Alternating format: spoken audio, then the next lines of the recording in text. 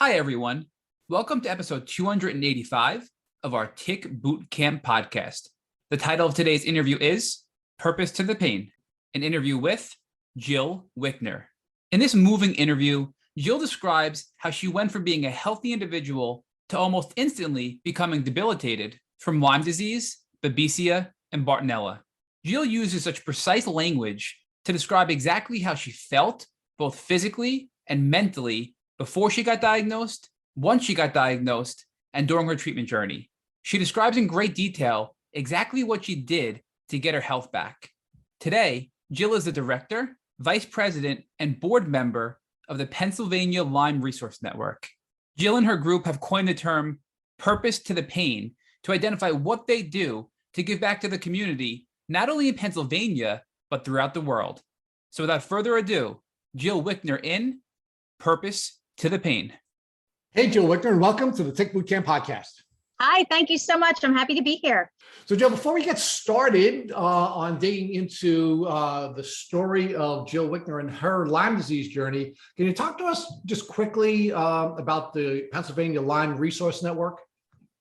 Sure. So we are a Pennsylvania nonprofit, and we formed in 2012, and we're dedicated to Lyme disease prevention, education, patient support, and advocacy. And everyone in our group has had experience with Lyme disease, either directly or someone close to them has had it. And we know how debilitating this disease is and how it affects lives. And that basically fuels everything we do. I want to thank you before we even take another step forward for the great work that you and your organization are doing. Matt and I have been big fans of yours since we started working together, and you've always been a great resource for us. We want to thank you for all the great work that you're doing. Oh, thank you so much. We're fans of yours as well. So thank you too. So it's great that we finally been able to get together, because we've been targeting you for interview for a long time, and we finally were able to locate a date and time that works for all of us. So why don't you give us some background about you? Where are you from? Where'd you grow up? And what was it like to grow up as young Jill? Oh, well, I was born in Philly, and I grew up in Bucks County, so about 30 minutes outside of Philadelphia. And it was good. I had a happy childhood, very active. I just remember, always being outside and doing fun things. And I loved school. Well, eventually that turned somewhere down the line. But yeah, it was fun growing up. So talk to us about what your community was like. Was it an urban community? Was it a suburban community? Or was it more of a rural community? I grew up in the suburbs. Lots and lots of kids my age. I love the neighborhood I grew up in because it was big, and there were just so many kids in that one neighborhood who I went to school with, who I became friends with. So it was a lot of fun. There was always a lot going on for kids to enjoy. So you shared with us that you were an outdoorsy child. Talk to us about what kinds of things you were doing in the outdoors, and what kind of precautions you took to keep yourself safe, or what kind of precautions your parents offered to you to keep yourself safe. So as a kid, everything from just being outside, bike riding, skateboarding, roller skating. I went to summer camp every summer. So you're constantly outside, anything water related, I loved. But as a kid, I don't remember ever knowing anything about ticks and Lyme disease. I don't remember hearing anything about that. I don't remember hearing anything from my parents about that. So the only outdoor protection that I remember as a kid is spraying for mosquitoes. And that was pretty much it. So, to think back and to just think about how many times, I'm rolling through the grass, rolling down hills and being outdoors, I'm shocked that I didn't get sick until I was an adult. Well, now we'll talk about that when we get there. Yeah. So, talk to us about what it is that you thought you'd be doing with your life during your childhood, meaning what were you working toward? As a child, what was I working towards? It's funny. And I still remember in my 5th grade yearbook, when they asked us where we want to be in 20 years, I remember I had written, I will be a singer and dancer, married with no kids.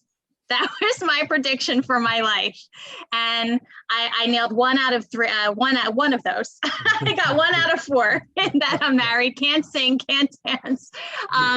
But yeah, I wasn't a kid who just knew what she wanted to be when she grew up. that was never the case. I really wasn't sure what I wanted to do. What I did do, and it's ironic how it turned out, I was always in love with words and reading and writing and getting lost in books and stories.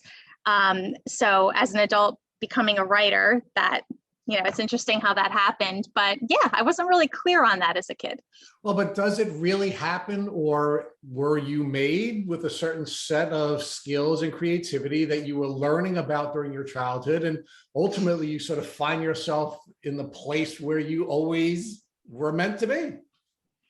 I don't know. I really don't know. I do remember my parents were always encouraging of me to read. We were, at the library every week, taking out new books at the local library. So, that's something that I've just always loved and gravitated towards. But yeah, I don't know.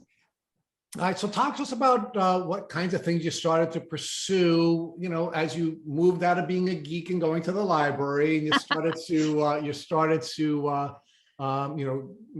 move on with your life and graduated from high school. So after that, I did a little more school. I was trying to figure out what I wanted to do, who I wanted to be, just trying to get clear on those things. I was someone who loved to just try to help people however I could and get involved in community in that way. And as I went, I eventually, I got a job. I had several, but then I eventually worked for a big pharmaceutical company, and I was there for over 10 years. And it was a good job, but it wasn't bringing me it wasn't a happy place. It wasn't bringing me any joy. It was just a job to bring in an income, have insurance coverage and health benefits, and have a paycheck. But yeah. Well, what a surprise. Right. The young gal who had this talent for writing and ultimately finds herself working for a not-for-profit in the Lyme community didn't have a good experience working at Big Pharma. What a shock. Right. So talk to us about when you first started to feel the symptoms of what you now know to be your Lyme disease. So my husband and I think this was 2007. We were on a cruise, and we cruised, it was Bermuda and Eastern Caribbean. And at one point during the cruise, I happened to walk by, in our cabin, I walked by one of those angled mirrors, and I just happened to catch a glimpse of the back of my arm. And I saw what I now know to be a bullseye rash. And I had never seen anything like it, and I didn't know what it was. So I took a picture of it. I thought, all right, I'm going to take a picture. I actually had a routine appointment scheduled already with my doctor soon after we were due to get home. So I took the picture and I forgot about it. I went to the doctor probably a couple of weeks after vacation, and I brought my camera and I showed the doctor the picture. And this is a very reputable doctor. I showed him the picture, and he said, no, you have nothing to worry about. And at that time, I still didn't know much of anything about Lyme disease, but I had heard something once about a bullseye rash. So I asked him about that. And I asked to that tie in to ticks and Lyme disease. And is that something we should look further into or look into at all? And the doctor told me that there are no ticks where you were cruising to. He said, there aren't ticks in Bermuda, there aren't ticks in the Caribbean. And I said, well, there are ticks in New Jersey, and that's where I sailed from. And I live in Bucks County, Pennsylvania. He told me just basically to forget about it. And he said that if it had been a tick bite, I would have already been symptomatic. And at the time, and this is something I look back on a lot. I thought, this is a reputable doctor, and who am I to question him? And I usually, I'm over analytical about things. I tend to overthink things, but I thought, okay, he said I'm fine, and I forgot about it. And it was about 10 months later that I was sitting in work, and I was at my desk, and it was like someone flipped a switch. I was fine that day. And all of a sudden, out of the blue, I was extremely dizzy. My vision became impaired. I was shaking. I became very anxious. Very, very weak. And I remember standing up, and I went to walk to the ladies' room, and I couldn't I couldn't keep my balance. And I had to ask my manager if she would please walk with me to help keep me steady. And that's what kicked it all off. And remember, so much time had passed. I had forgotten about the bite and the rash. And the very next day I was in the hospital where I stayed for about a week and had doctor after doctor tell me that it was just anxiety and it was all in my head and I was fine. So let's pause there for a second. I want to go back and unpack some of the earlier issues that you raised with us. So let's talk about the tick bite or the bullseye rash, right? So you were on a cruise when you saw the bullseye, but where did you come from before you went on the cruise? Were you living in New Jersey? Were you living in Pennsylvania? Like, where were you living before you went on that cruise? I was living in Bucks County. I was living in Pennsylvania. I went to I'd be walking at the park all the time and outside a lot. And where was the doctor that you went for treatment physically located after you had come back from your cruise and you showed him a picture of the bullseye rash? He was a local doctor in Bucks County. All right. So you're a gal from Pennsylvania, which we all know is the Lyme disease capital of the world. You go to a doctor who's treating people in the Lyme disease capital of the world. You show the doctor a bullseye rash, and the doctor tells you you have nothing to worry about. I had nothing to worry about. Go home, forget about it. So how does it make you feel that a reputable doctor who's treating people on the East Coast in the Lyme belt of the U.S. Lyme belt, how does it feel, in retrospect, to have a doctor so incompetently take the information he had given you and tell you had nothing to worry about? Oh, it was infuriating. I mean, it was just dumbfounding. Once I came to learn about it and educate myself and realize what was going on, it was absolutely infuriating, because had I been led in the right direction then, before I even had symptoms, I very likely would have avoided becoming chronic, and my life would have stayed in a much better direction. All right, now let's talk about the educational system in Pennsylvania and the culture in which you had grown up in. Mm-hmm. Right. So again, grew up in Pennsylvania. You're clearly a very smart woman, and you clearly had a very solid educational foundation. You're also a geek who went to the library all the time with her parents, right? So I mean, it's not like you didn't have a lot of capacity. Yet you knew nothing about a bullseye rash, and you knew nothing about ticks and tick diseases at the time that you had taken the picture on your arm. It's amazing to look back and think about that now. Not only being a Bucks County resident in a state that is typically number one in incidences of Lyme disease and tick-borne illness, but also as someone who went to camp every summer. I mean, you would think somewhere along the way, camp counselors and directors would be aware of this. Maybe teachers, school nurses, certainly your doctors, certainly your very reputable doctor should know about this. So it's the lack of education around this, the fact that this isn't something that would have been the first thing the doctor would have talked to me about is astounding. So you were failed by your doctor. You were failed by the educational system that you had benefited from in so many other ways. You were quite frankly failed by the culture that you grew up in, because you were never taught about ticks and tick diseases. And had any of those pieces been put in place, either a competent doctor, an educational system that helped you to be health literate, or a family environment where they were aware of ticks and tick diseases, and you learned this through your upbringing, you probably would have never become chronically ill. That's true. I believe that. So let's talk about how things progressed or digressed from there, is probably a better term. So you have this moment where your body's saying no, you're crashing. You need to have a manager walk you to the bathroom. What happens from there? I wound up, I don't know how I drove myself home that day. I really don't. I mean, I probably had about a 40-some minute drive home. And if I'm remembering correctly, I think I went to a coworker's office who was out that day.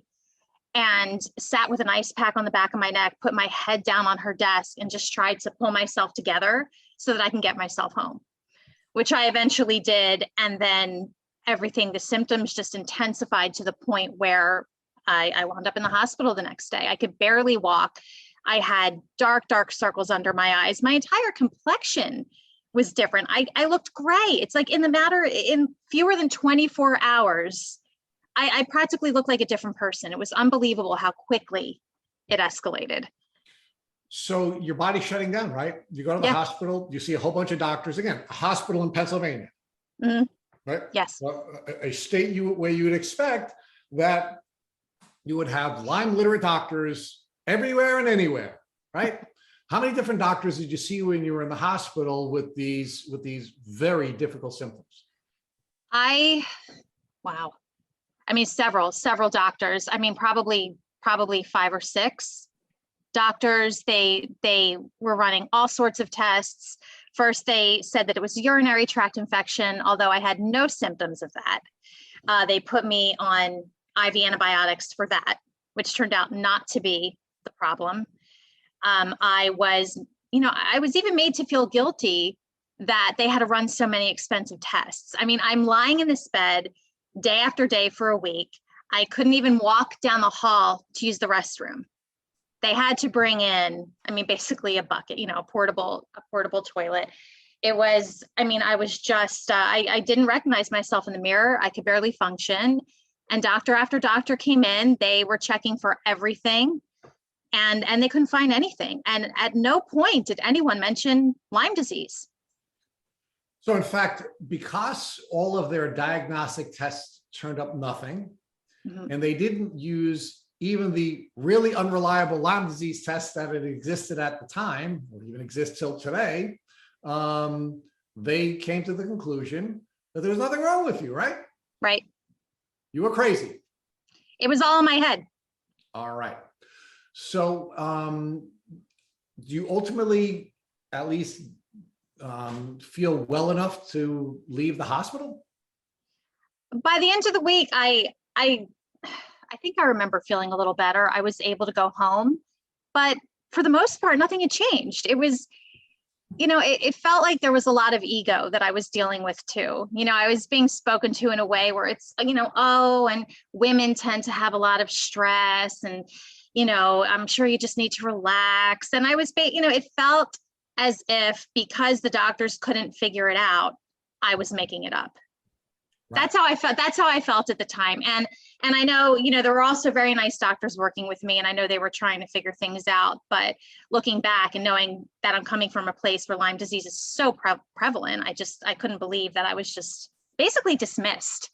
And then, Yes. And isn't it interesting that, we're really not put in a position where we can develop health literacy, because we don't need to. We don't need to be health literate, because we have all these wonderful doctors that if there's something wrong with us and we have a little something or another, we're going to walk to the doctor's office. They're going to quickly diagnose us. They're going to give us a quick solution, with probably from Big Pharma, your former employer. And we're, so we sort of rely on these folks to diagnose and treat us. When they can't diagnose and treat us, they tell us, you're crazy. We have all the answers. If you don't have a problem that we can define with our tests, then you're crazy, right? Right. And at no time during this experience that you had in this hospital, you saw a whole score of doctors, and you had the $1 million workup, which, by the way, Matt had exactly the same experience. So they told him, you had the $1 million workup. There's nothing wrong with you. You're sent home, and no one ever says the word Lyme to you. No one ever said the word. So how do things go from there? You're released from the hospital, and what happens? So my symptoms were getting worse. I was on short-term disability for work, because clearly I couldn't go back. More symptoms were popping up. So I started, I created a little Word document where I just had a bullet list of symptoms that I was tracking. And my husband was helping me to do this when I couldn't, because my vision was blurry. I just, I couldn't think straight, and it was difficult to read. It was difficult to process what I was seeing. Eventually, I went back to the doctor's office, and at that point there was a different doctor there, And it was almost a repeat where he actually looked at me and looked me up and down and said, well, I mean, you're young and you look fine, which was unbelievable. I mean, I tell people I looked like I had narrowly escaped a zombie apocalypse. I mean, it was, anyone with half a brain cell would see that there was something seriously wrong.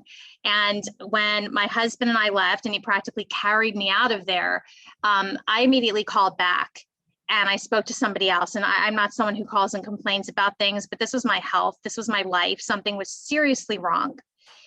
And doing that, I spoke to the physician's assistant there, and she wanted me to come back. And she told me, you know, I know this is not all in your head. There's clearly something wrong here, and I want to run some tests. And she is the one who said, I want to test you for Lyme disease. And she did. How did that go? So you finally have someone, and I do want to look at this contrast for a minute. You finally have someone who says, I believe you. I know you're not making this up. We're not going to just ignore your symptoms because you're an attractive woman who looks good. We're now going to listen to you. What was the difference between the PA who finally said, I'm going to listen, and the score of doctors that you saw before that who wouldn't listen? Oh, I mean, it was night and day. And even though I was still terrified because that's not identifying or fixing the problem yet, just having someone look me in the eyes and say, I know you're not crazy, and I'm gonna try to figure this out with you. That meant everything, because I think as anyone who's dealt with this will know, it's so confusing and scary for patients, and there's so much conflicting information. And even just amongst the doctors, when I was in the hospital, I would have one doctor telling me one thing and another telling me something else. So to have someone say, we're really going to look into this, that it was a huge relief, even though I was still terrified because I didn't know what was wrong. So do you think the difference between the person who listened to you and said, we're going to do something, and the people before that didn't, was just simply intellectual laziness, that they were all intellectually lazy and she was somebody who sort of had an inquisitive mind and was willing to try to figure it out? Yeah, you know, I don't know for sure. I mean, it certainly felt that way at times. And, you know, I certainly wouldn't want to criticize a doctor who truly is trying to help his or her patient. But when you have a patient come in who looked like I did, had the symptoms that I had, was clearly seriously ill, and you're being told you're stressed, you're crazy, you're looking for time off work, it's a woman thing. I mean, that's unacceptable. So hearing this physician's assistant actually care more about wanting to get to the problem than make accusations because she doesn't want to admit she doesn't know what's happening, that was the turning point. So Jill, you did share with us that the two doctors that you had seen in the private office were both male doctors, and this physician assistant was a female. Mm-hmm. What about the doctors that you saw at the hospital? Were most of those doctors male as well? I think that they were. But I mean, I saw other doctors along the way too, both male and female, and I dealt with a lot of the same. The majority were men, but you know, I don't know if that has anything to do with it, but I'm just glad that someone, I wouldn't have cared who it is. You know, you just want anyone to get that answer for you. Well, you know, look, one of the things we've seen, Jill, and it's just irrefutable, is that women have a different journey than men. Mm-hmm. And part of it is just the way the medical system treats women generally, mm-hmm. and some of it has to do with other factors. And you know, we strongly have come to the conclusion, or we strongly believe, I should say, that one of the reasons why we find ourselves interviewing a greater number of women than we do men is because the medical system treats you differently from a diagnostic and a treatment standpoint. And I'm just wondering whether or not you found that the women that you worked with treated you differently than the men did. In the case of the physician's assistant, yes. However, the next doctor who I went to see, who was a rheumatologist, he was amazing. And I feel like this physician's assistant, both she and this rheumatologist, the two of them really changed the direction completely and got me on the right path. All right, so let's build out first the physician's assistant before I have Matt begin to talk with you about the rheumatologist. When the physician's assistant first mentioned Lyme, did that sort of ring a bell for you? Did you think back to this bullseye rash you had and some of the conversations you had in the past that had been ignored by other healthcare providers? Absolutely. Absolutely. I told her that. I eventually showed her the photo of the bullseye rash. I had let her know, the entire history that I was in, that I showed this to a doctor, and that I specifically mentioned Lyme disease. And she couldn't believe that in that situation, no one had even run a test. I mean, it was just unbelievable. So when the PA ran the test, what test did she run and what were the results? I don't remember which test she ran. I remember her saying she was going to run a fairly comprehensive test that looked for both Lyme and co-infections. Everything was negative. And in fact, I tested negative for Lyme 8 times before finally getting a diagnosis about 5 months later. Okay. So how did you feel when your physician's assistant mentioned Lyme? It rings true to you. You show the picture of the bullseye rash. You're now starting to believe that you're getting closer to a diagnosis. And the cruddy test you take comes back with a negative result. Hearing the physician's assistant mention Lyme, it was a whole mix of feelings, and all through it, I'm terrified because I'm getting sicker and sicker. I have no idea what's wrong. So I really think that I would have been so happy and relieved to have been told anything. You just want the answer at that point. So hearing her start to speak about Lyme and that she tested me for Lyme, in that moment, I thought, oh my God, this is it. This is going to be it. This is going to be the thing. And then we can figure out how to fix the thing, how to treat the thing. And then I get the negative test result and I'm thinking, oh, it's not the thing. So, you have that little bit of hope there for a minute or two, and then you're knocked right back. But fortunately, she didn't give up on me. And then that's what led me into seeing another doctor. So Jill, who was it who ran the subsequent testing? Was it your physician's assistant who ran the additional tests? Or was this when you were now with your rheumatologist, when you ran your tests 2 through 8? It started with the physician's assistant. She was the first. And did she tell you that the tests weren't great and that's why she was going to run a second test? Yeah, she did say that they're not always accurate. So at that time, that's all I knew, that it could be a false negative. So walk us through what it was like now working with this rheumatologist, because it sounds like the rheumatologist is the person who really introduced you to the world of a Lyme literate medical doctor and really got you down the path to a proper diagnosis and a proper treatment plan. So what was that like, seeing this rheumatologist who now is opening up your eyes to this whole world of Lyme literate medical doctors? It was, so my husband takes me to this appointment and we meet this wonderful doctor.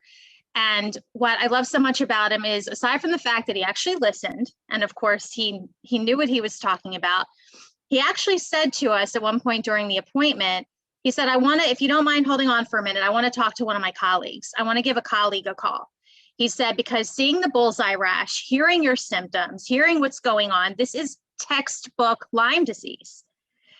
And he called one of his colleagues, and the colleague didn't think anything of it. They did not think it was Lyme disease. And he came back and he said, I can't let this go. This is textbook. I want to do additional testing because you often get false negatives. I want to test you for additional co-infections. He said, and we will get to the bottom of this. And he said, unfortunately, sometimes ego gets in the way of a patient being properly diagnosed and treated. He also started me on a regimen of doxycycline. He said, I want you to start taking this medication while we're working to figure this out, because he really felt that it was tick-borne, that it was Lyme or tick-borne disease.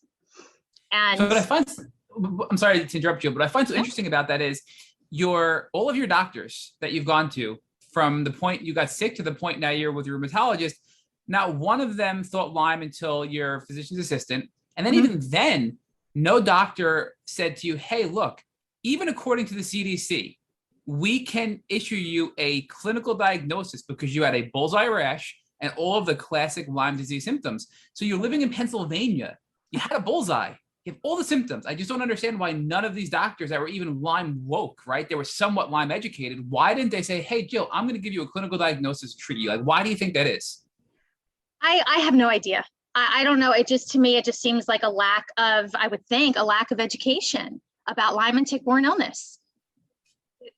Yeah, but I feel like with your rheumatologist, well, I guess in his case, he knew you had Lyme disease and he treated you before you even had a positive test. So he sort of was unofficially clinically diagnosing you and treating you with doxy before he punted you over to Lyme literate doctor, correct? Yes. Okay. So when you did all these tests, how many of the, I mean, did you ever think like, how can I possibly have Lyme? I had 8 negative tests. Did you doubt this diagnosis? That's kind of wild, right? I mean, it's just crazy. I did think that. And I remember the doctors, they did want to keep testing. They did want to take another and then another. And they said that the timing is very tricky depending on when the test is taken compared to when you were infected. And I just, one of the tests that eventually came back, also, it tested positive for a co-infection. And, that eventually confirmed the rest of it. But yeah, I mean, which co-infection, Jill? I'm sorry to interrupt again, but would you recall which co-infection?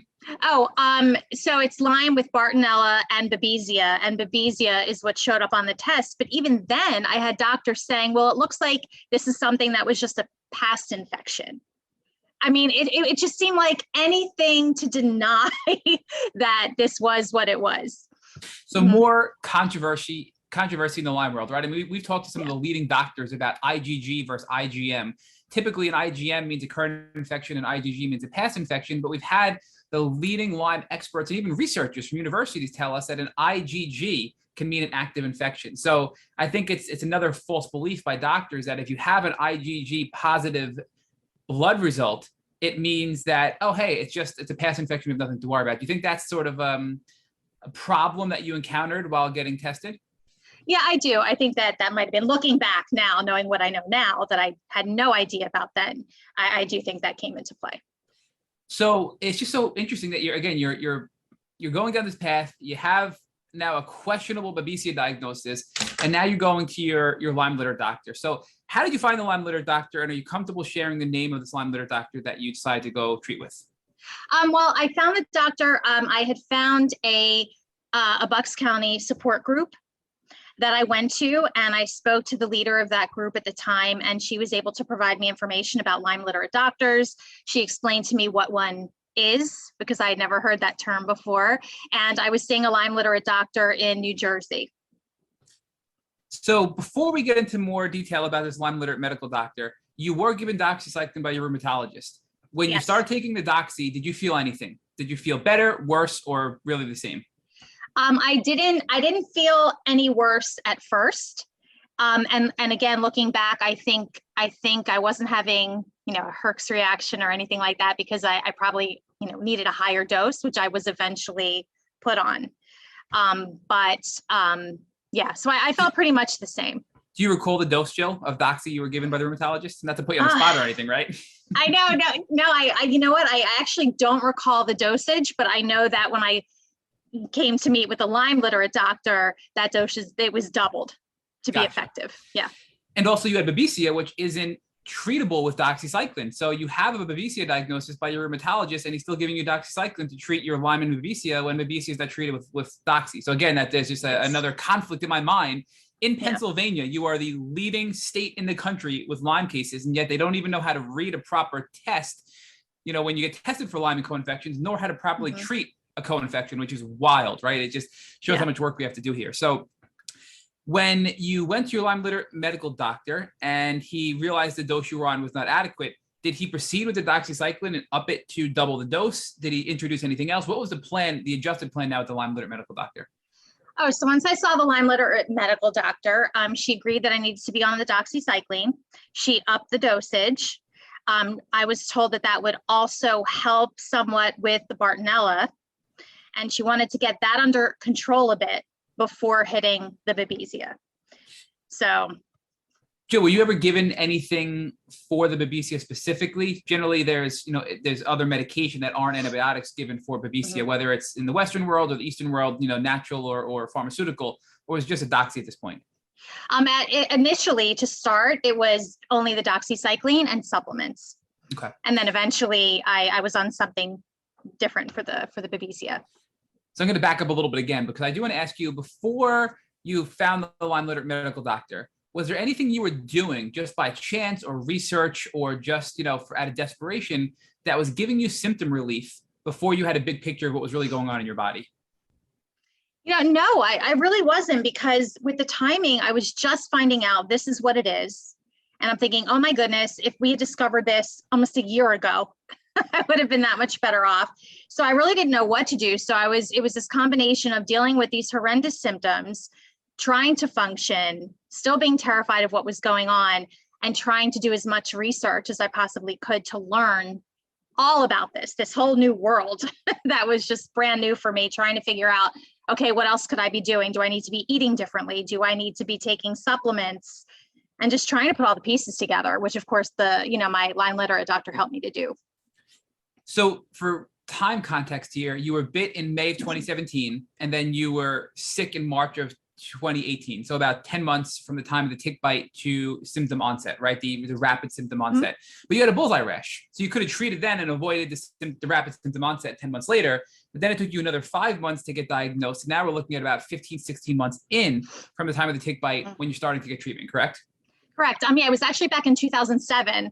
So it was 2007, and then not having symptoms until, but yes. I'm sorry. Yes. But no. But yes, that much time. That's how much time went by before I even got on the right track and started proper treatment. And so many clues along the way that could have prevented this. That's the recurring theme here, right? The bullseye rash, all the symptomology. The Babesia part of it, right? All this stuff. You're living in Pennsylvania, right? It's just wild. Yeah. But I do want to, you talked about, all of the angst and, the fear of getting a diagnosis. One of the things we talked about last week on our podcast that really stuck with Rich and I is the role fear plays in making logical decisions and the role the nervous system plays, right? So when I was really sick, my nervous system was haywire. I was in a constant state of fight or flight, and therefore I wasn't able to make proper logical decisions, despite the fact that I knew I wasn't doing what I needed to do. So were you at a point 15 months in when you got your diagnosis that you felt you weren't being logical and maybe you were in fight or flight? Or were you fortunate enough to be able to make sound decisions and take steps forward without this fear-driven mindset that you could have potentially had? I think, there was definitely so much fear going on, and I can totally relate to what you just said, where you are in this fight or flight.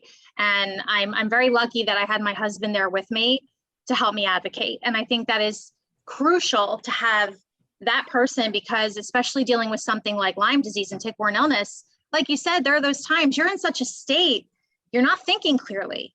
It's like everything's fuzzy. You're trapped in this fog. You're trying to get better. So having someone who can speak for you, having someone who knows what's going on and who can advocate on your behalf if and when you can't is crucial. And that really came into play for me. So now I guess I have to ask also, because a lot of times when we're this sick, especially for, going on almost 2 years, and a lot of doctors early on told you it's just anxiety. They said you're making it up. They said this is a woman problem, right? They're basically gaslighting you beyond belief. Did your husband ever doubt that you were truly sick? Did he ever believe that it was purely psychological? God, no, never. Not for a moment. Like I said, anyone, you didn't even have to know me. If you saw me, and I'm sure you're familiar and probably might have gone through the same thing, it was clear as day that something was very, very wrong. So why do you think it is that, your husband obviously knew because he knows you, but your husband, who is a logical, rational third party, and here you are being a sick patient, and you said you couldn't even walk to the bathroom, right? Which I can personally relate to that statement. Why do you think doctors continue to say, and I know Rich asked you this, but I want to kind of lean on you a little harder, because you were saying you think maybe doctors aren't educated enough. But even if doctors aren't educated enough, they have to know that something is really physically wrong. Why do you think they fell on the whole psychological piece? And in my mind, it's more not that they're not educated, but maybe they were lazy and it was an ego piece of it, because I have no idea what is wrong with Jill. She's clearly physically unwell, but I've run every test. I've done everything I've learned in my career, and I don't know what it is. I'm just going to chalk this off as a psychological condition because I don't know. Do you think there was a piece of that? Because I think it's deeper than just a lack of education in your case, because you were so clearly, visibly, physically unwell. Yeah, I think that definitely came into play. I think ego definitely came into play. I clearly remember feeling that because, specific doctors couldn't answer the question and couldn't solve the riddle. It was on me. To have a doctor look me in the eye and say to me, it's women's stress. I I'm not a violent person at all, but I'm telling you, if I had the ability, I've never wanted to drop kick someone in my life like I did in that moment. I mean, it was just unbelievable. And yeah, I do feel that way. There was this dismissive, condescending attitude. And to put out there that anyone who was dealing with this and who is so physically ill is simply stressed or looking to get out of work. I mean, it's terrible. And I feel that, any doctor worth having is gladly going to listen to you and answer your questions and help, inform you and help find the answers. And I think that if someone is pulling this gaslighting type of nonsense, that's when you need to run and go find a reputable medical professional. Well, I want to very aggressively dropkick every single doctor that did this to you as well. So you were not alone in that statement, Jill. I just have to tell you, and I mean aggressively. So and now I want to ask, the financial component of this, right? Because you were working in the pharmaceutical industry. You were forced to leave that job because you were so unwell. I'm guessing your husband was working, but what financial impact did this have? And now seeing a Lyme litter doctor that probably wasn't covered by insurance, how were you able to afford all this while you were so sick and no longer working? It was a huge financial burden. And you're right. I was able to stay on short-term disability. And as soon as it got to the point where it would transition to long-term and you have to provide additional documentation, I lost my job. I was terminated for job abandonment. And I had a stack of documentation about 2 inches high, proving everything. And I remember speaking to someone from the insurance company who said, well, you know what? You have a desk job. So, if you could sit here talking on the phone with me, you should be fine going to work. And again, drop kick once again. But so I lose this job, I lose my income. And yes, I have a Lyme literate medical doctor who, the out-of-pocket expense is astronomical, depending on what you need as a patient. And that's such it's infuriating to me that you have patients who are dealing with the illness. So you have the physical illness itself, which can be debilitating, as you guys know. And then on top of it, you have this emotional component and the mental side of it. I always think of it, it's like, to me, it feels like it's a battle within a battle. That's always how I've thought of it. It's this battle within a battle because you're desperately seeking answers. You need to know what the problem is. You need the right solution and the right treatment. And then all along the way, you're being told you're crazy, you're anxious, and all the gaslighting. And then on top of that, you have this financial burden that just crushes people. You're losing your jobs. People lose their homes, their cars, their everything, trying to pay for treatment that insurance companies should be covering for these patients who are fighting debilitating illness. So it's all this additional stress on top of everything else you're dealing with. And Jill, Rich and I could not agree more that this is just horrible and completely wrong. And the fact that we can't get the care we need when we're at our worst is just unacceptable. But you, despite that, persisted. You found a way to go see a Lyme litter doctor, and you found a way to get better, and now spearhead this amazing organization that we're going to get to in a little bit that Rich is going to speak to you about. But I do want to ask you, because this is a really important topic, and we get this often. People are constantly commenting on our social media content and sending us private messages and emails. Well, if I had the money, I could get better from Lyme disease. And look, my position is, it may be easier, but that's simply not true, right? Look at Justin Bieber. And look, I don't want to get to that debate whether it's Lyme or not, but we know his current condition is due to Lyme disease, right? Look at all these people. We have so many people we can name that are millionaires, if not billionaires, that are still struggling and suffering from Lyme disease, right? So money alone will not get you better. So that's the first part of that argument. The second part of it is, people out there who aren't celebrities with unlimited resources are getting better, like you, Jill. You lost your job, but yet you still found a way to finance this and to get better. So how would you respond to those comments, to those DMs we get, to encourage somebody to say, hey, look, there is a way. Don't give up. Be creative, find resources. We know it sucks. We know it's not right, but don't let this stop you from getting your health back, because that's the most important thing in life, is to get your health back. And how would you combat that argument there?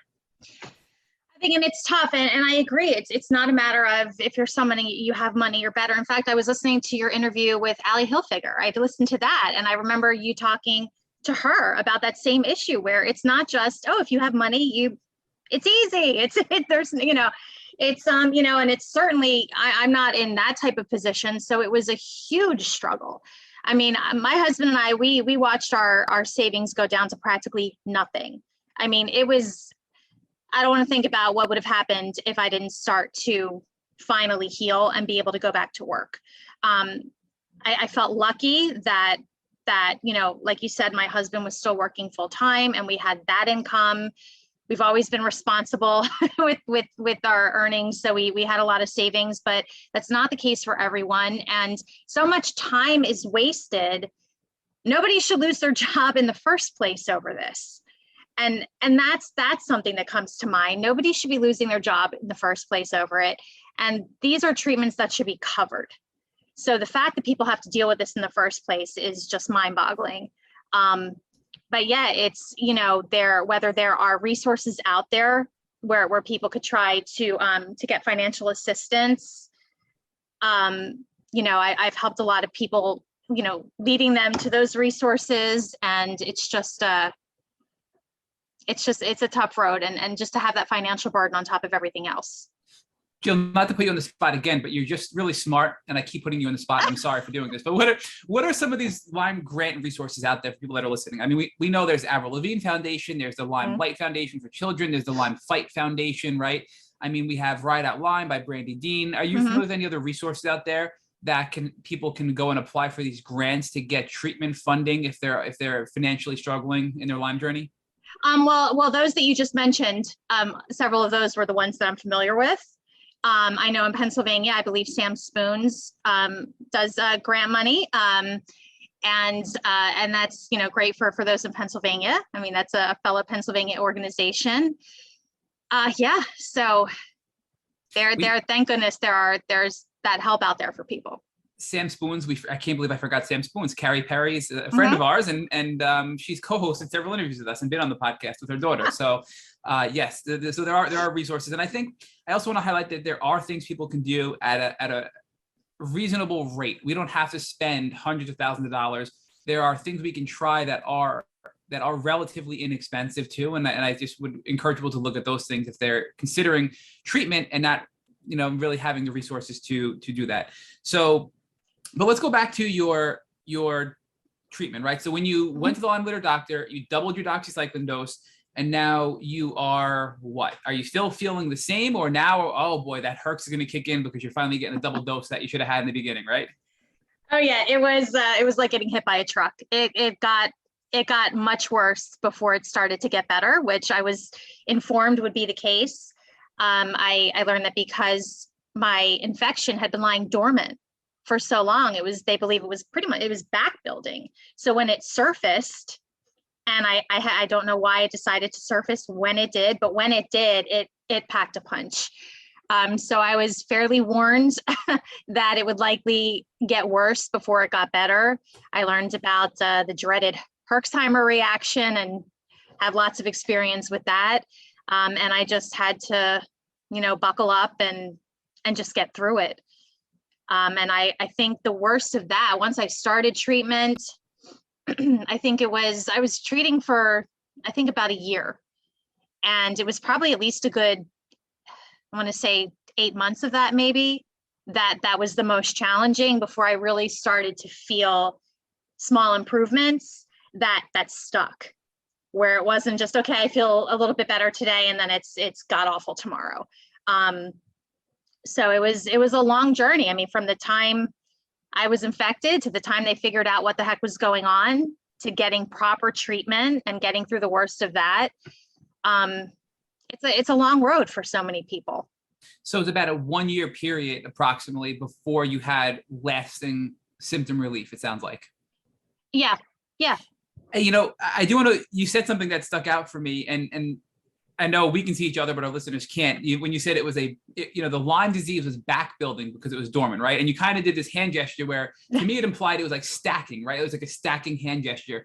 And I think it was a really cool word to describe how Lyme can be dormant and just really wreak havoc until you have a moment where you crash. And your defining moment was you were at work, and all of a sudden that switch was that it just flipped, right? And you were just like, I'm sick, and it just hit you like crazy. So what do you mean when you say it was back building? If you can give us a little more detail. I think it's an interesting concept to think about Lyme being dormant and this kind of growing danger building up on our bodies.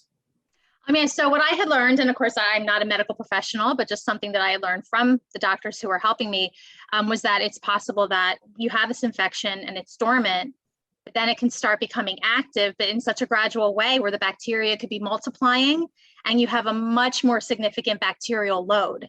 So that when it does hit, now you're dealing with so much more. And then when you do start treating, your body is dealing with that much more toxicity. And then therefore the intense Herxheimer reactions as your body tries to detox, and it just snowballs.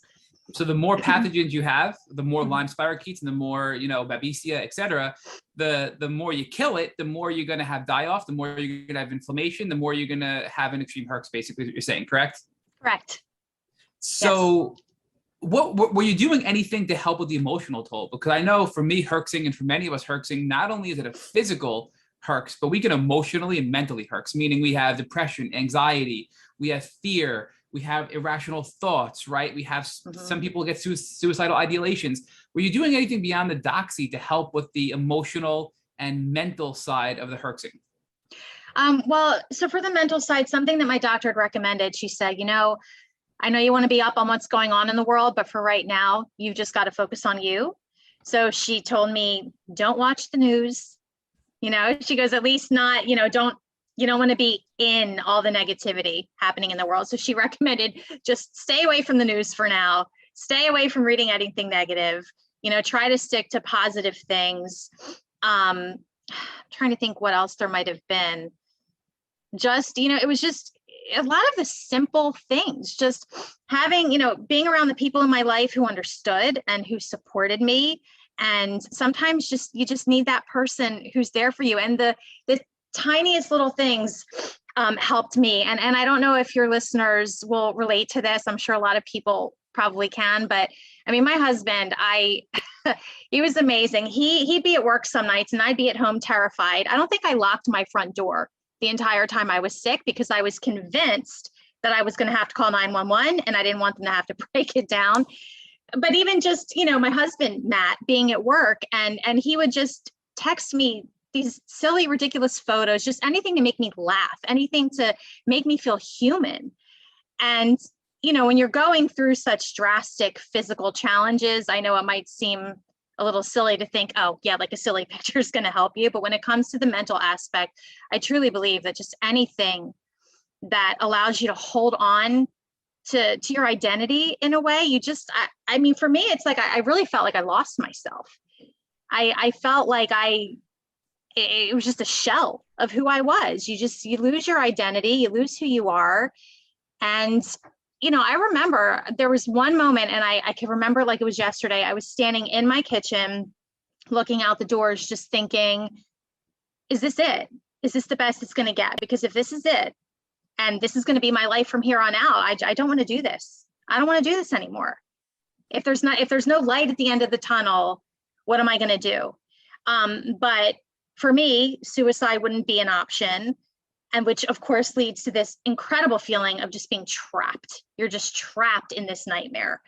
So the mental and emotional aspect of these types of illnesses, it's just so immense. It's so tough to deal with. So anything big or small, I think that would help me or anyone just feel grounded, more in touch with who you are, positivity, staying around people who support you. Any little bit helps, and getting support if you need it. If you need to see a therapist, if you need to go to support groups, just being around other people who understand. You're so used to people gaslighting you and telling you you're nuts. So just finding people who get it, and you realize that you're really not alone in it, even though it's absolutely awful. You're not alone in it, and don't give up because you'll get better. You can get better. This is such an important message. And, you just described the battle within the battle brilliantly, right? I mean, the battle is the infections, right? The pathogens, and the battle within the battle is the emotional and mental toll this takes on you. And I think, that feeling of being trapped, when you said that, I got the chills, because I mean, that's something I think we can all relate to. You feel trapped. you're not getting better. You're getting sicker and sicker and sicker, and nobody can help you. And what do you do, right? So the fact that you just gave us all these little things, but collectively together, they can help you get through it and get to the other side. And I know, again, our listeners can't see us, but as you're describing it, I was smiling. And the reason I was smiling is because you were showing how sick you were. But I mean, I'm looking at where you are today. I mean, you know, you've made significant improvement, and we're going to get to this brilliant transformation and how much better you are today. But you're just another great story of somebody who was completely taken down by this disease and was able to overcome it and now give back to the community. So that's such a beautiful part of your story, to tell people, don't give up, have hope, you can get better. So the other part of this I do want to discuss is, I mean, in this 1 year period, you mentioned that you were doing supplements as well. And I know oftentimes these Lyme litter doctors will give us tinctures, they'll give us all kinds of stuff, and it's hard to keep up with what we're being given. But do you recall any of the supplements or herbs, et cetera, that you were on besides the antibiotics, and you know, how and if they helped you? Oh, looking back, let's see. I just remember a lot of pills. I know I was on a probiotic. I think at different points in time, I was on different things. I think I remember cat's claw at one point. I remember something, I don't even know if it's still around. Was it called nanotech chitosan? There was bromelain. And then there was something else that I think was it ground up earthworm? Do you know what I'm talking about? There was that supplement. I've never heard of ground up earthworm, but that sounds really interesting. I'm Googling it as we're talking. Which, you know, at the time, if someone said, here, have, you know, ground up earthworm in a pill, I'd want to run. But when you're that sick, it's, you know, you do anything. But so there were others too that I don't remember at the moment. But I mean, I was probably taking at least 20 some pills a day, at least. So I think Marty Ross, who a lot of us have heard of, it looks like from a quick Google search, is the one who recommended the ground up earthworms, right? And he's saying, you know, some people say they can be helpful, some people say they can't be helpful, and it's probably one of those things, you know, like everything with Lyme disease, there's not enough research to show what can help and what can't. But if it's not that risky, why not give it a try to see if we can get better, right? Is the thought behind it. So is there any that stand out though that really helped you beyond the antibiotics, or when I took this supplement, or I took this tincture, or I took this herb, it really helped me feel good, or maybe hurt, or anything like that noteworthy that you want to share? You know what? I don't remember one in particular standing out. And I think because I was on so much at once, I don't know if it was one or a combination that was helping. Vitamin D3, that was a big one. What did that help with? I would say energy. I think that was big with energy. So one of the things that stood out also was the whole component of your doctor saying, don't watch the news, simplify your life. And, you know, Allie Hilfiger talked about, she really had to simplify her life and, and allow her body to heal without having all of this complicated, you know, stimuli, et cetera. But you also mentioned support groups and community and networking, which to me is a double-edged sword, right? Because oftentimes the community is the group that can help you the most from a validation standpoint, from a tip and recommendation and protocol standpoint as well. But then there's a side of it where, you know, a lot of us that are going through this are struggling, and that's that struggle and that part of it can really wear on us, right? So some of these support groups are really helpful and healthy. Some of them are really, to put it nicely, Debbie Downers, right? So how did you balance that networking in the community, especially now with the PA Lyme group, right? Where you're not sacrificing your own health while helping other people, and also allowing other people in the community to help you? You know, that is such a good point, you know, to be saying not every support community, you know, is going to be what you're hoping for. You know, I remember in an online community, I'd posted somewhere once a long while back, and I remember someone saying, oh, please, you think that's bad? Wait until you're in this situation. Wait until you're taking 80 pills a day. And I'm thinking, okay, this isn't helping. And I never went back because, so you bring up a really great point. And I think it's finding the right people for you, for what you need. And you know, people might need something different. You know, maybe it helps one person to really talk about their experience in one way, and someone else just wants it positive and nothing else. So I think maybe we all need something a little different.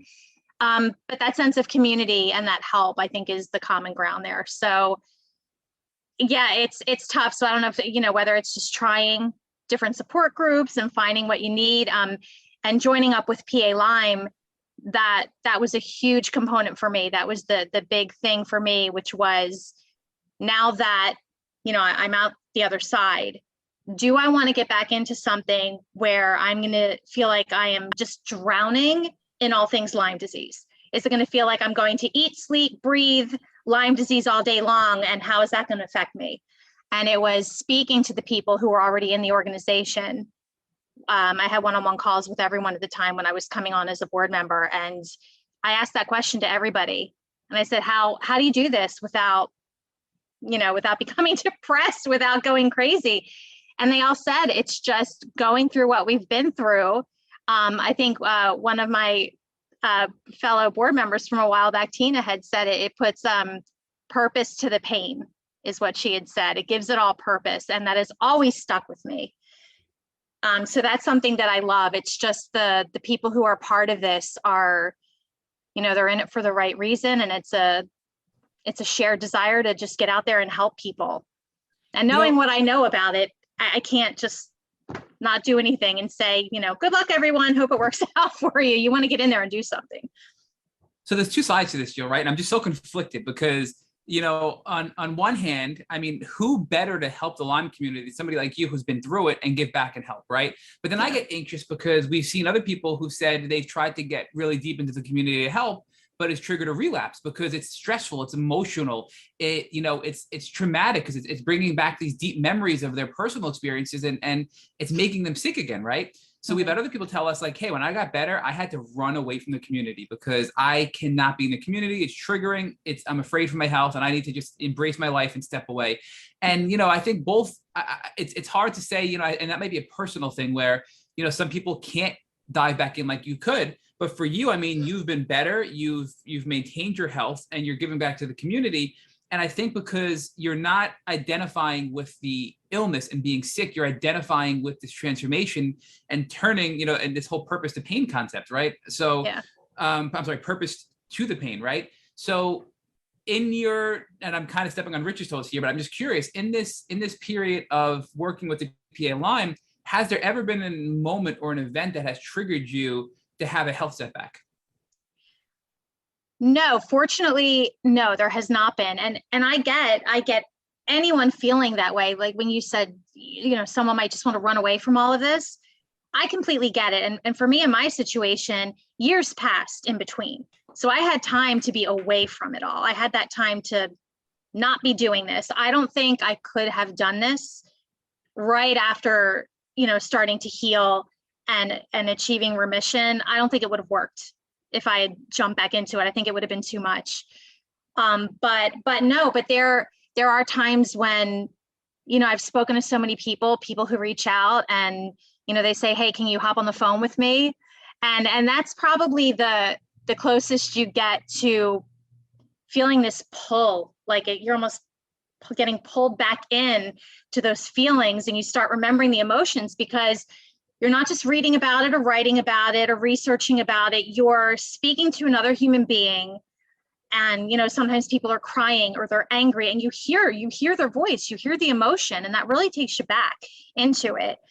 But the reason it's so worth it for me is to be able to help someone. I wish I could have had somebody to call who knew about it. I wish I would have had these resources in that moment. I wish I would have had, the blueprint. I've seen your blueprint, your tick bite blueprint. I wish I had something like that when I needed it. So there are times doing this type of work that it kind of pulls you back in, but we also each prioritize our health and know that we can't be doing this if we're not taking care of ourselves. So that was just a great, I know Rich is going to talk deeper about that with you. And I just want to step back for a second. And I just want to tell you as an aside, I wish I had a Jill when I was sick. I mean, honestly, so I get why you do it. I mean, if I had a Jill when I was sick, you would have shortcut my journey significantly, Jill. So I just want to share that with you. And Rich and I so appreciate all the work you're doing to give back to the community. And we're just so thankful to that.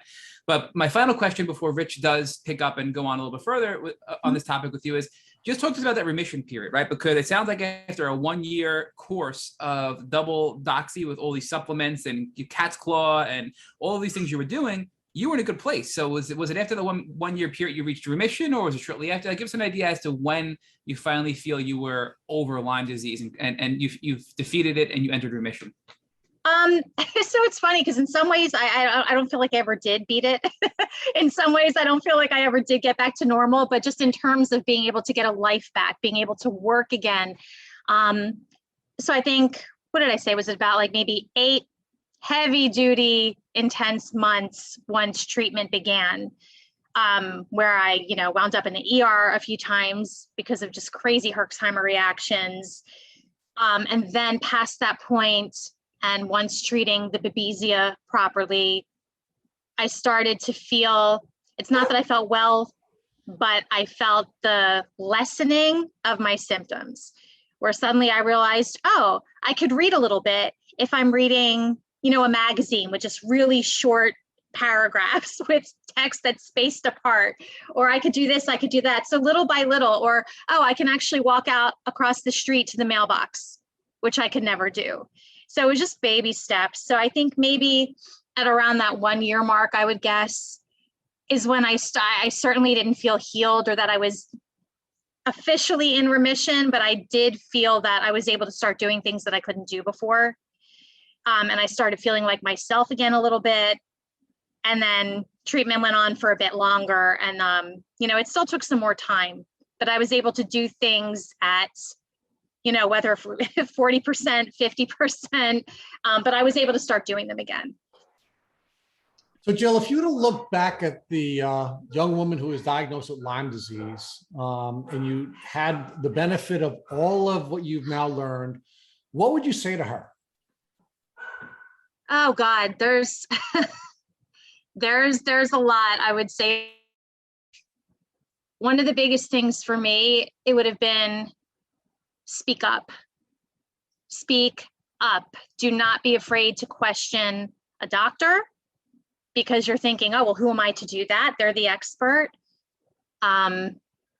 If I had followed my gut and spoken up and done research right in that moment, things I think would have gone much differently for me, much better. What else? In terms of what I would say, And largely what I'm asking you is, are there some things that you would have done differently if you had the benefit of the experience that you had? Are there things you would have done that you didn't do? Or the things that you did do that you wouldn't have done? Is there any change in order in anything you would have done? Yeah, I think I would have, from that first appointment, when I got back and I had that picture of that bullseye rash, I would not have taken "you're fine" for an answer. I would never take that for an answer. I would have questioned it. I would have pushed back. I would have immediately sought a second opinion and a third and a fourth and a 20th if I had to. I just would have kept going then, and I would have avoided becoming chronic. And in terms of anything that I did that I wish I hadn't, again, I think it was just for me, speaking up in that moment and confidently advocating for my health would have changed everything. It would have completely changed my entire story with this. Let's talk a little bit about the grief cycle, because when you're going through these challenges, you are clearly going to grieve, right? You're going to grieve the loss of what you've lost. You're going to grieve the loss of your identity. You're going to grieve the loss of the person, right? So talk to us about the grief cycle where you first went through denial. You then, after going through denial, you were angry, went through a stage where you were sad or maybe even depressed. You bargained and then finally got to acceptance. Talk to us about the cycle and how important it was to go through the entire cycle to get to the point where you got to acceptance before you could create something new. Oh, that's interesting. I have to think about this for a second, and those different stages. The grief of just, it's hard to break it out in those stages, because thinking about how it was when you're in it, you don't really see it. So I'm trying to look back and remember. But definitely that period of feeling like the grief of, I'm losing my health. I truly believed I was going to lose my life. And even when I knew I could get better, it was just a loss of identity, a loss of being able to function. It's like I was grieving, I guess, who I was. It was just a complete loss of my life and all of it. And definitely anger came into play. Am I going in the right order? I have to learn this, this cycle. I mean, lots of anger at myself for not having questioned things from the start. Anger at all the doctors who just treated me as less than for whatever reason. Just anger for, I was mad that my husband had the weight of all this on his shoulders, who was working full time, constantly taking me either to the hospital or the blood lab or this or that. It was so much stress on other people. What was the next stage? Talk to us about sadness, and did your sadness ever turn into depression? I don't know. I wouldn't be surprised if it had. I mean, I remember I would, we have a guest bedroom upstairs, and I would sit, we have a little sectional, and I would look out the back window, and I would see on a nice day, I would see people walking. I would see, whether it's kids skateboarding, people riding their bikes. I'd see people of all ages out there jogging, being active. And I remember feeling like I was just watching everything go by. And I was always just still in that window. And I remember feeling like, almost like there was this moving sidewalk, and it might sound really corny, but it felt like that life was this moving sidewalk, and everyone was just moving along and progressing. And I somewhere along the way got booted off, and I'm lying injured, maybe, 20 feet away, watching everyone else moving on. And I'm just stuck. But yeah, I mean, I would stare out that window, and I would see people. I remember the one day I saw an older couple, they were walking and holding hands. And I remember bursting into tears and just thinking what I wouldn't give to just be able to go and take a walk with my husband, Matt, and hold hands and just talk about, the latest Marvel movie that's coming out, or just, any little thing. So there's lots and lots of sadness. Yeah. So talk to us about how you got out of the sadness and ultimately moved to the bargaining phase, where you were bargaining either with yourself or with God or whoever you would be bargaining with to help you to get out of the challenges that you were facing with your illness. I think that was probably when I started to feel better. It took me a long time to believe that I would get better. I remember my husband would say to me, you will get better. You just have to believe it. And I would say, well, do you believe it? And I could tell he really did. And I was just like, well, I'm not there yet. I don't believe it. And eventually I did. And somewhere between not believing it and believing it, I remember feeling like, oh my gosh, if I get better, I'm going to change this. I'm going to do work in my life that actually matters to me. I hated my job. I always felt like a number. I want to do things my way. I just think I had a chip on my shoulder. It completely changes your perspective. You just think, heck with everything. Let me get through this. And I'm just going to, I'm going to stop caring about this. I'm going to start doing that. And then just finally getting there. And so when you got there, when you finally got to the acceptance stage, how did that change everything for you? And why did that really send you on the trajectory that you needed to go on in order to heal? I think it just everything shifted. I just had such a different perspective. I still had a lot of anger about just what goes on with Lyme disease in the first place, because by then I had educated myself and I realized what was happening, and knowing this was happening to so many people who had it even much worse than I did. And I just wanted to focus on things that I enjoyed, and not in a naive way, not to think I was going to, skip through the tulips for the rest of my life and love every little thing about it and enjoy every little thing I do. There are things that we just have to do that we don't want to, but just take more control of my life and really try harder to make things work so that I could do things that truly were fulfilling to me. So now you created something new, right? You couldn't get to creating something new until you got out of the grief cycle. And after acceptance, you created something new. And this is a stage where, again, one of our former guests gave us a new way of describing this, but it's your post-traumatic growth. And you started to touch on that earlier, where your post-traumatic growth put you in a position where you began to develop a heart for helping other people who had to face the challenges that were being imposed upon you by the failures of the medical community. So talk to us about how that heart of yours developed and how you used your God-given talents to now make the changes that you're making as a board member of that brilliant organization, the Pennsylvania Lyme Resource Network. Well, I remember the person who helped facilitate the support group that I had gone to. She had reached out to me one day with an opportunity to be interviewed for an article about Lyme disease.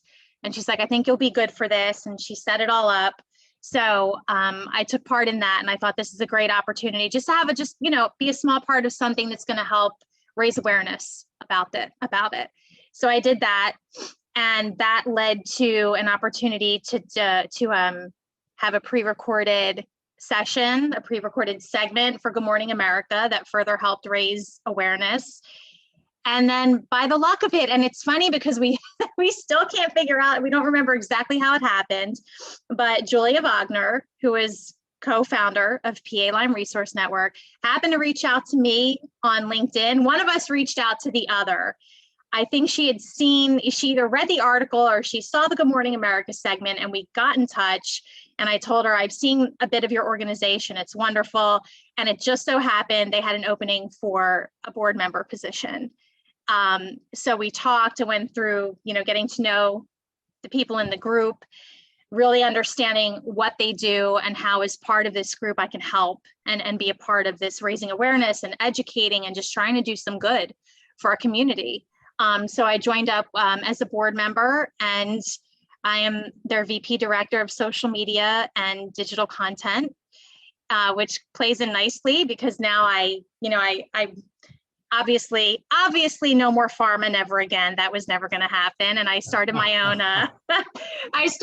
copywriting business almost 10 years ago. And I'm doing work that I love, and I'm with this organization that I love and people who are so passionate, and it's just been an incredible opportunity to help give back, and not only just PA Lyme, but just through that, getting to know the two of you and what Tick Boot Camp does, and getting to know these amazing people and all these other organizations where we're all striving to do the same thing, and working together and collaborating a lot. It's just been incredible. So talk to us about the professional growth. Now, you shared with us at the beginning of the podcast that you always enjoyed reading and writing, and that was your gift, right? You knew it was at an early age, even though you were trying to find your way, that is really where you're always happiest and the most comfortable. And I was calling you a geek earlier just to make fun of you a little bit, but that's where you were from when you were a little girl. And it wasn't until you got to the creation of something new at the end of your Lyme disease journey that you went back to your love. You went back to the place where you were doing what you were created to do, and you started your copywriting business. Tell us about what gave you the strength to finally do that and come back home to giving to the world what it is that you were made to give. I think I decided to do that. So once I was well enough to work, when I could physically handle going to work, I actually did have two different, I had two jobs. I had one that led to another that I did for a while. They were close to home, and I was able to get through it. But again, it was just the same feeling as before, like we were talking about. It was a job. And I thought, you know what, after everything I've been through, I still had such a chip on my shoulder. I just thought, I don't want to be doing this. So I thought, what's something that I love? I really wanted to work with people one-on-one. I wanted to be doing something that actually means something to me. And I mean, it took me all of 2 seconds to figure out what that is. And I thought, all right, well, what can I make of this? So I went online, I did some digging, and I set a deadline for myself and said, okay, I have to land a client by this date. I have to start bringing in income. And I set it up. And fortunately, I was able to do that. And then I've been building it from there. And it's just, when we talk about the mental component and just how it can make such a difference, just switching from something that my heart wasn't in to something that I truly love doing, that makes such a difference. And, I'm much more aware of, of setting boundaries. I set boundaries now that I never would have thought, almost like you need permission to set boundaries in your life. Now I do, or I know how much I have to really watch my health. I have to watch my stress levels. We all do. But I think for anyone dealing with this or any kind of chronic illness, it's even a little more important to just, you don't want to relapse. You don't want to flare up. So I got back into this work that I love doing. And I love that it ties into my work with PA Lyme, that I could bring some of that in, and love doing it in a different capacity. And Yeah. yeah. So let's talk about the boundaries for one more second before I get to the last section of my questions. And one of the things we learned from our guest co-host, Christina Gonzalez, who we've been quoting a lot today, is she talked about a great book entitled When Your Body Says No. And essentially the premise of the book is that if you don't listen to your body and you don't set boundaries and you continue to push things further than you have the capacity to push things, ultimately your body will say no and you will have your crash and you will shut down.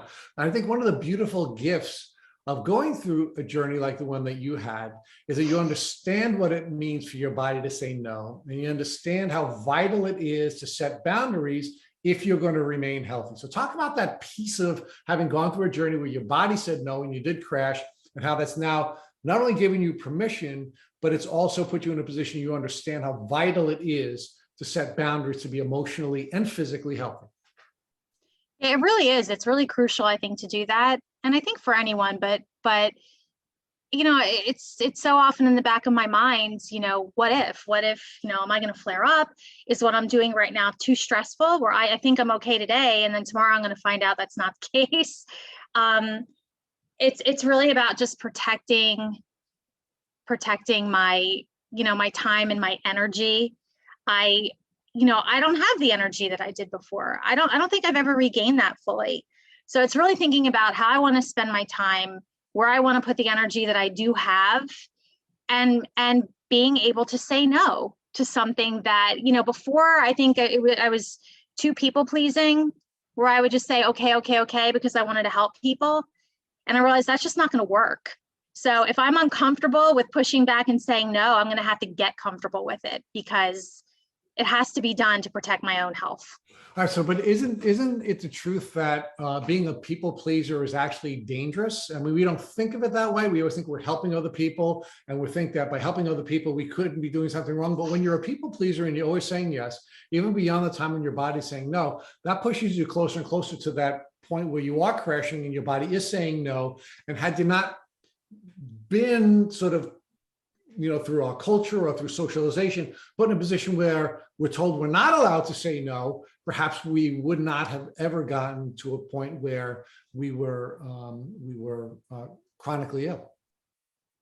Yeah, you're right. I think it can be dangerous. It can be. And I don't think I ever would have thought that before. If someone said, oh, someone's a people pleaser, I would never think that could be dangerous.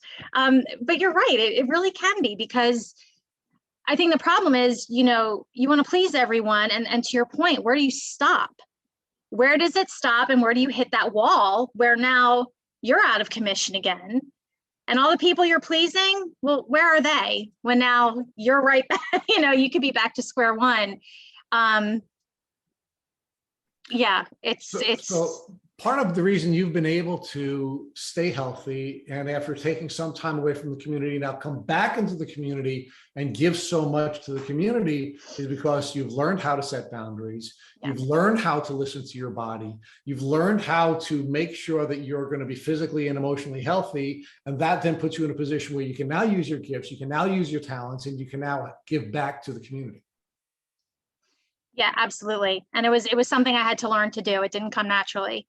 But being able to protect my time and energy just really, really helps. And it's wonderful to be able to feel like on my terms, I'm doing this work that I really want to do, that's truly important to me. And within PA Lyme Resource Network, what's so great is, we're a group, we move quickly, we get things done, but we're all aware of the fact that we need to protect our own health and wellness. So if we need to take it down a little bit, we do. If we're not okay, if I'm not okay, I can't do anything for anybody.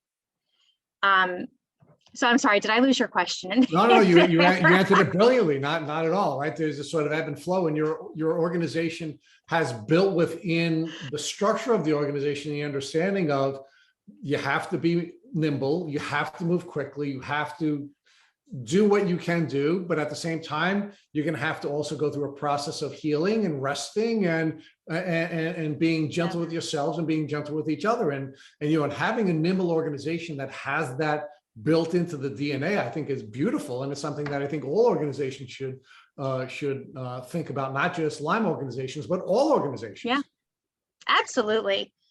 Absolutely. It's such an important component.